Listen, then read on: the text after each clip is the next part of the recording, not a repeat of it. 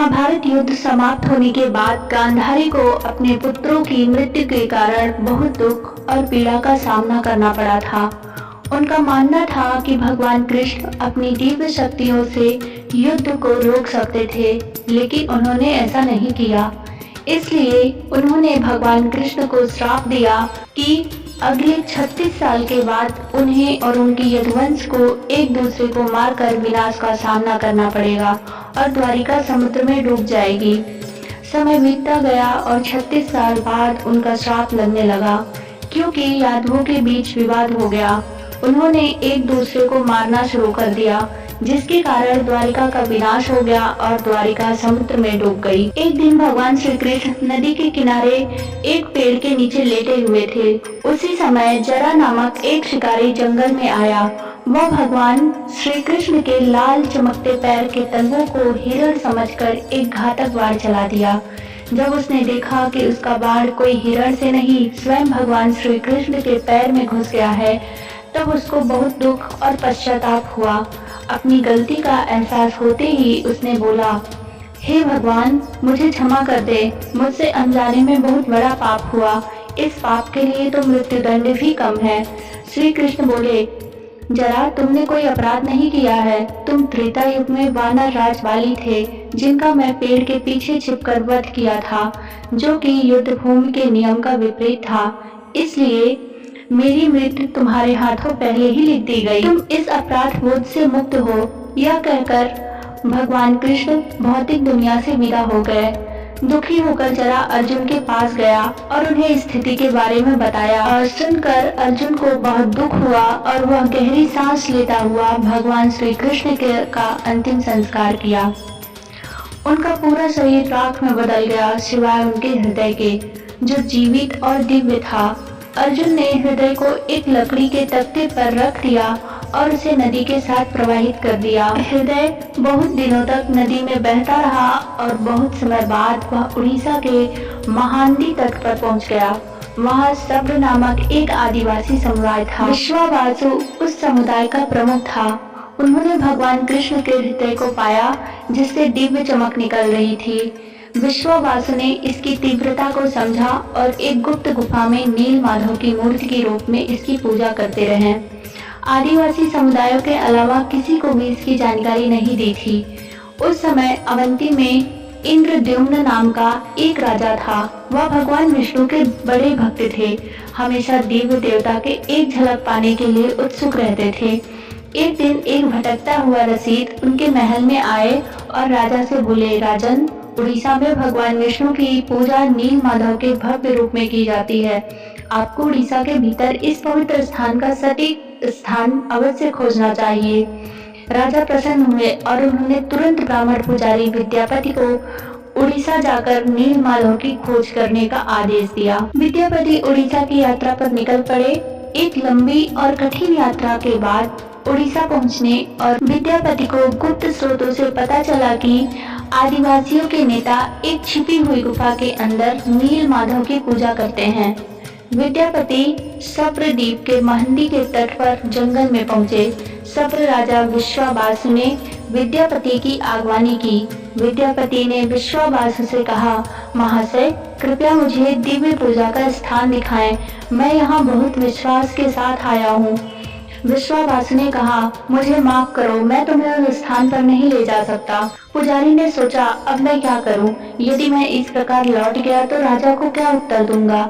मुझे कोई दूसरा रास्ता खोजना होगा। विद्यापति उसी गांव में रहने लगे। कुछ ही दिनों में उन्हें विश्वावासु की बेटी ललिता से प्रेम हो गया और उन्होंने शादी कर ली। विवाह के कुछ दिन बाद विद्यापति ने अपनी पत्नी से कहा, ललिता, क्या आप अपने पिता से नील माधव की एक झलक दिखाने का अनुरोध कर सकती हैं?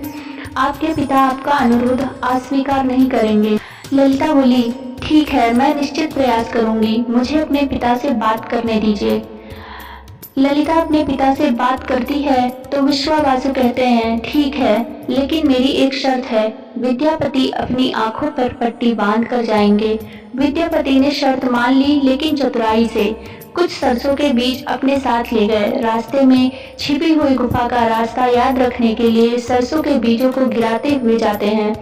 गुफा में पहुंचकर विद्यापति ने नील माधव की दिव्य छवि देखी और मंत्रमुग्ध हो गए। गुफा से लौटकर विद्यापति ने राजा को सारी बात बताई। कुछ महीनों के बाद विद्यापति ने गुप्त गुफा के रास्ते में जो सरसों के बीज बिखरे थे वह अंकुरित होकर पौधे बन गए। राजा विद्यापति के साथ सरसों के पौधों के पीछे पीछे नील माधव की दिव्य मूर्ति देखने गए। गुफा पर पहुंचने पर उन्हें वहां कुछ नहीं मिला। नील माधव गायब हो गए थे। निराश होकर राजा महल में लौट आए। उसी रात भगवान विष्णु उनके सपने में आए और बोले, इस संसार में मैं तुम्हें नील माधव के रूप में दर्शन नहीं दे पाऊंगा। तुम पूरी सागर तट के पास जाओ, वहां एक दाग तैरता हुआ आएगा। मैं एक बहुत बड़े सुगंधित लाल रंग के लकड़ी के लट्ठे के रूप में प्रकट होऊंगा। उस लकड़ी के लट्ठे में सर्वत्र शंख, चक्र, गदा और पद्म के चिन्ह दिखाई पड़ेंगे। उस लकड़ी को बाहर लाओ और मेरी 3 मूर्ति बनाओ, तब तुम मेरी आराधना कर सकोगे। राजा ने इस संदेश का पालन किया और पूरी समुद्र तट पर पहुंचे, जहां उन्हें वह लकड़ी का लट्ठ मिला। लेकिन राजा के सेवकों के अनगिनत प्रयास के बावजूद कोई भी लकड़ी के लट्ठे को नहीं उठा सका। आखिरकार आदिवासी नेता द्वारा लकड़ी के लट्ठे को महल में लाया गया, लेकिन कोई भी कुशल कारीगर उससे नील माधव की मूर्ति नहीं बना सका और बोला, हे राजन, यह लकड़ी इतनी मजबूत है कि इस पर हमारे किसी भी हथौड़े और चीनी का कोई असर नहीं हो रहा है। हमें माफ करें, यह काम हम नहीं कर सकते। जब यह कार्य असंभव हो गया तो भगवान विष्णु राजा के सपने में फिर प्रकट हुए और बोले, हे राजन, देवताओं के दिव्य शिल्पी विश्वकर्मा की आराधना करें, इस कार्य को अवश्य पूरा करेंगे। भगवान विष्णु की सलाह के बाद राजा ने दिव्य मूर्तिकार विश्वकर्मा से प्रार्थना की। तभी एक बूढ़े बढ़ई के रूप में विश्वकर्मा प्रकट हुए और उन्होंने राजा से कहा, हे राजन, आप एक मूर्ति बनाने का प्रयास कर रहे हैं। राजा ने कहा, हाँ शिल्पी, सही सुने हो, क्या आप यह काम करने में सक्षम हो? विश्वकर्मा जी ने कहा, हाँ, लकड़ी के लट्ठे से मूर्ति अवश्य तैयार कर दूंगा, लेकिन मेरी कुछ शर्तें हैं। राजा बोले, शिल्पी बताएं, आपकी क्या शर्तें हैं? मैं 21 दिन में एक बंद कमरे में भगवान विष्णु की मूर्तियां बनाऊंगा और इस प्रक्रिया के दौरान मुझे अकेला रहना होगा। 21 दिन होने से पहले किसी ने दरवाजा खोला, मैं मूर्तियों को उसी अवस्था में अधूरा छोड़कर चला जाऊंगा। क्या आप इन शर्तों से सहमत हैं? हाँ, मुझे आपकी सभी शर्तें स्वीकार हैं। कृपया कार्य को आगे बढ़ाएं। विश्वकर्मा ने दरवाजा बंद कर दिए और अपना काम करना शुरू कर दिया। लोगों को कमरे में केवल आरी, चीनी और हथौड़े जैसे औजारों की आवाज ही सुनाई दी। 15 दिनों के बाद जब कोई आवाज नहीं सुनाई दी तो रानी चिंतित हो गई और राजा से बोली, महाराज, मैंने उस कमरे में कोई आवाज नहीं सुनी, शायद बूढ़ा बुढ़ी भूख से मर गया है। कोई दुर्घटना होने से पहले हमें दरवाजा खोल देना चाहिए। राजा बोले, लेकिन रानी, उसने शर्त रखी थी कि 21 दिन से पहले दरवाजा नहीं खोला जाएगा। रानी बोली, लेकिन महाराज, अगर वह वृद्ध को भूख प्यास की वजह से कुछ हो गया तो हमें महापाप लगेगा, हमें अपजस मिलेगा। रानी के कहने पर अंत में दरवाजा खोला गया, जिससे पता चला कि बूढ़े बढ़ई के रूप में भगवान विश्वकर्मा 3 अधूरी मूर्तियों को छोड़कर गायब हो गए। राजा को विश्वकर्मा की बात न मानने का बड़ा दुख हुआ, इसलिए भगवान जगन्नाथ के हाथ और पैर अधूरे हैं। राजा उन अर्ध निर्मित मूर्ति के समीप जाते हैं तो उन्हें हृदय की धड़कन सुनाई देती है। उन्हें यह ज्ञात हो जाता है कि इस मूर्ति के भीतर श्री कृष्ण जी के हृदय विराजमान हैं। राजा ने उन मूर्तियों को स्थापित किया, जिन्हें आज भगवान जगन्नाथ, भगवान बलराम और देवी सुभद्रा के नाम से जगन्नाथ धामपुरी में पूजा जाता है और भगवान जगन्नाथ को दुनिया में एकमात्र जीवित देवता माना जाता है, जो अपने भक्तों को सुनते, समझते और उनकी इच्छाओं को पूरा करते हैं। जय जगन्नाथपुरी। अतः आप भी जरूर जाएं जगन्नाथपुरी भगवान के दर्शन करने। वहां समस्त भक्तों की सभी मनोकामनाएं पूर्ण होती हैं। ऐसी और भगवत कथाओं के लिए हमारे चैनल को सब्सक्राइब कीजिए और वीडियो को लाइक कीजिए।